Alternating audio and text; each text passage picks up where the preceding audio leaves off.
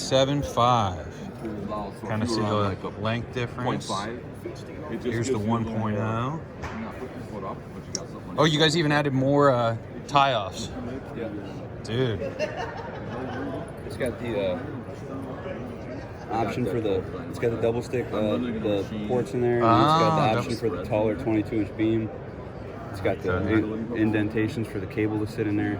Dude. A lot of the little bells and whistles that have been added now in the 7.5 line. So you got the 5.5, 7.5, 1.0, and that's the 2.0 with the new mesh seat option. Oh, the mesh seat.